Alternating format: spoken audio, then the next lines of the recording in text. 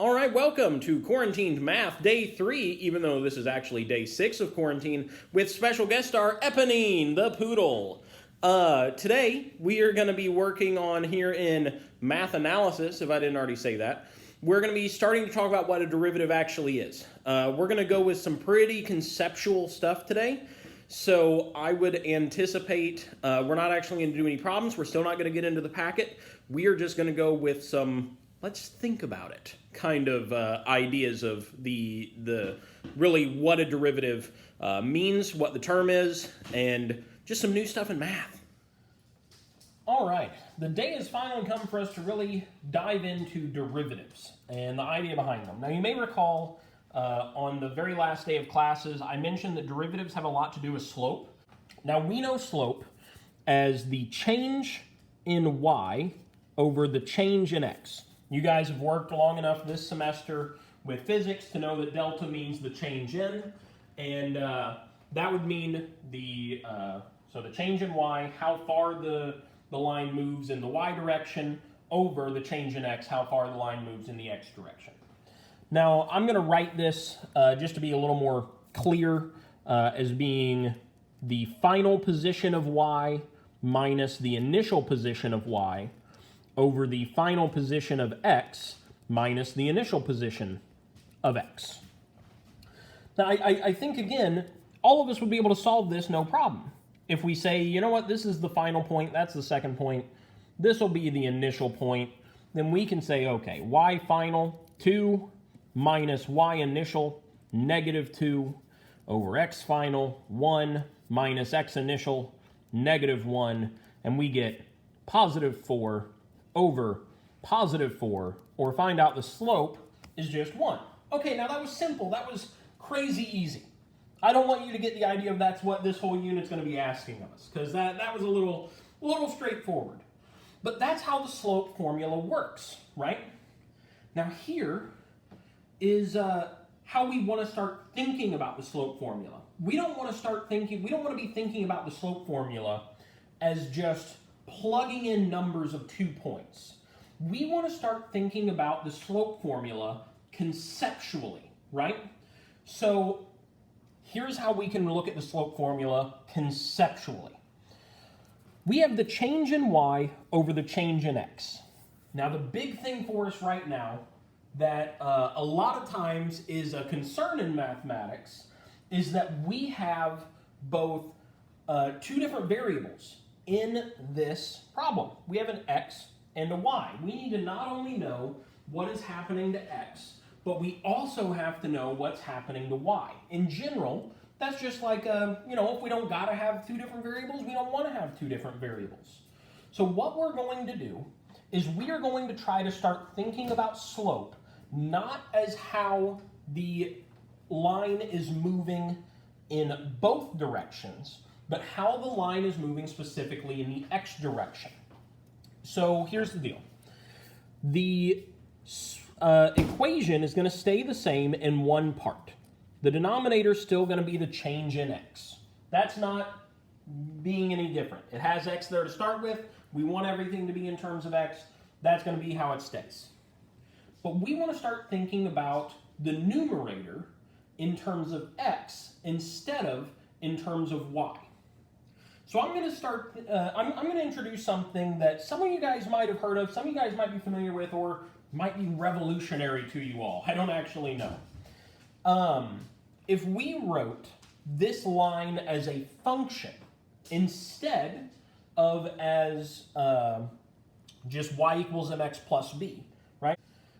All right, apologies for the cut there. The y-intercept of this line would be 1. So if we had to write the function y equals 1x plus 1, that's just this line, plain and simple, right? Now that's slope-intercept form, y equals mx plus b. If we instead wrote it as a function like this, f of x equals 1x plus 1, we could. Now you may know that f of x and y are interchangeable. They mean the exact same thing. They both mean kind of the answer to an equation. Because right here we see 1x plus 1 equals f of x, or 1x plus 1 equals y. They both are just the outcome to the equation.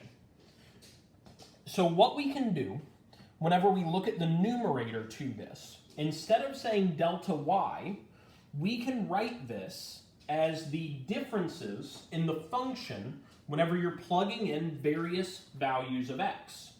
So here's the deal. If we have our initial point, we would call that x. Our initial point right here would just be x. Our secondary point wouldn't be xf or anything like that. It would be the original point, x, plus the change in x, however much we added. So x plus the change in x. Now specifically, in this problem, x would be -3. And in this problem, x plus the change in x would still be -3, meaning the exact same thing. The change in x would be 4, right? Because we went from -3 to 1, so the change is 4. But x plus delta x is how you could represent any final point. Now that's not just slope. That is projectile motion. That is movement with acceleration. That is any of the stuff we've been dealing with this year. You could look at a final point as being the initial point plus the change. So what we can do is we could say that the initial point would just be f of x. Whatever x is, wherever the initial point x is, the initial point would just be f of x. The final point, the secondary point, would be the function of x plus delta x. Now here's what I want to show you guys with this. If we look at this as y final, meaning the point, the value of y after it has already moved, we would write this as f of x plus delta x. The function of the initial point plus the change, and then minus the initial point. We said a minute ago, x itself is just the initial point. So we would be subtracting the function, substituting in x. So here's, I want to compare this to the example that we have on the paper here. Again, ignoring y, pretty much, right? We're not even messing with y right now. So we would say the change at x at the initial point right here is -3, right? And the change in x, since it's moving from -3 to 1, there is a change there of 4. So in our example, x is -3, and the change of x is 4. So if we plug in the change of x, well, that's 4, and the numerator asks this of us.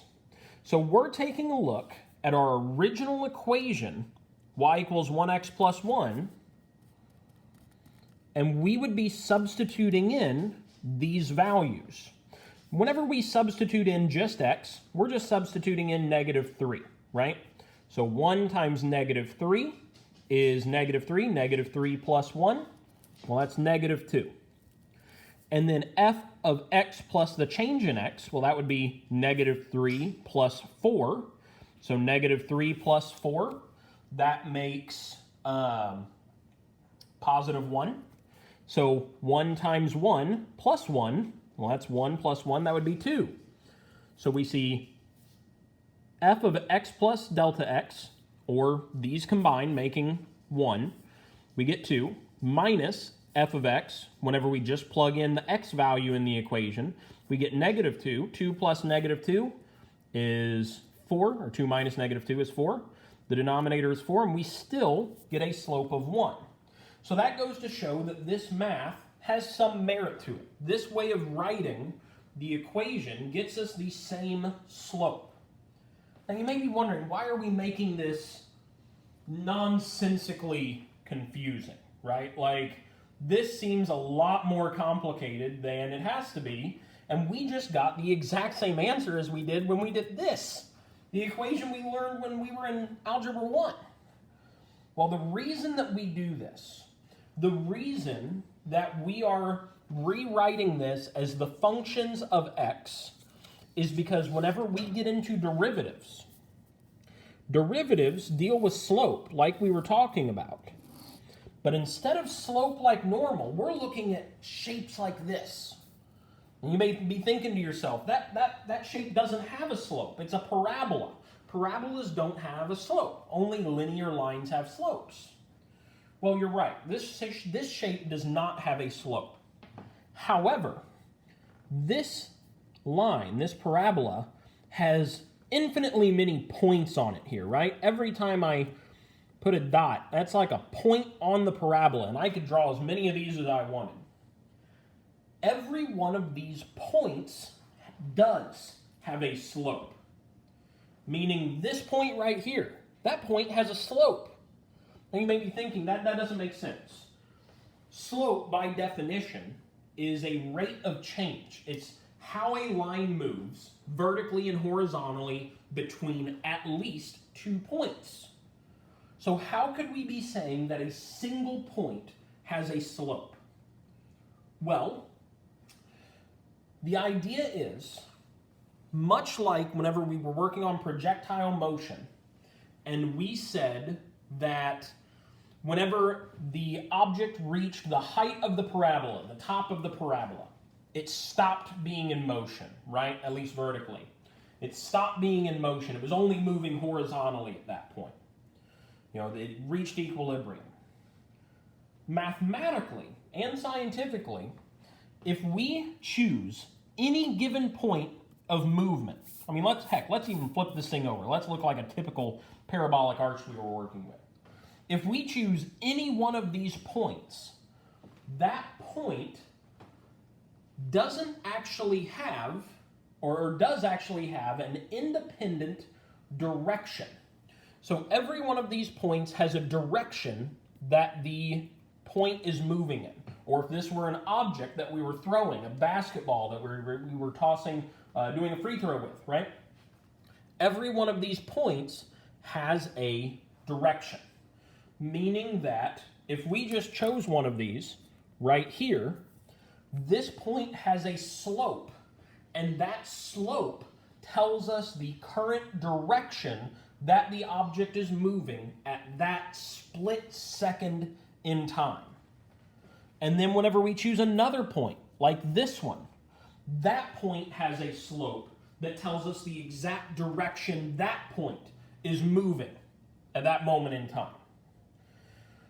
So what we have to do is we have to take this equation right here that we mentioned and utilize it under the belief that we only have one point. Meaning that whenever we talk about the change in x, it has to be a theoretical change in x. Why does it have to be a theoretical change in x? Because we're only finding the slope of a singular point. That point can't actually move. There's no second point for it to move to. When we're talking about finding the slope of a singular individual point, there isn't a second one. There's no y final or initial. There's no even x final and x initial. There's only one point, so we look at it like this. We look at it as the initial point, and then the second point being x plus the change. Now we know that if there's only one point, that change is 0. That change doesn't actually happen, but we have to imagine that it does. And this is where what we talked about on Friday comes into play. We're going to start substituting something like this into the equation tomorrow, where we don't put numbers in like we did a couple minutes ago. We put in those variables, x plus delta x, the theoretical change in the theoretical movement is what we have to substitute into the equation, into the formula, to try to figure this out. So tomorrow, we're going to actually do one of these problems. We're going to get hands-on with it. But for now, even outside of all this conceptual stuff, the big key, the big takeaway from today is knowing this equation right here. F of x plus delta x minus f of x all over delta x. Know that equation, write that equation down, and we are going to work extensively with this equation in the coming days.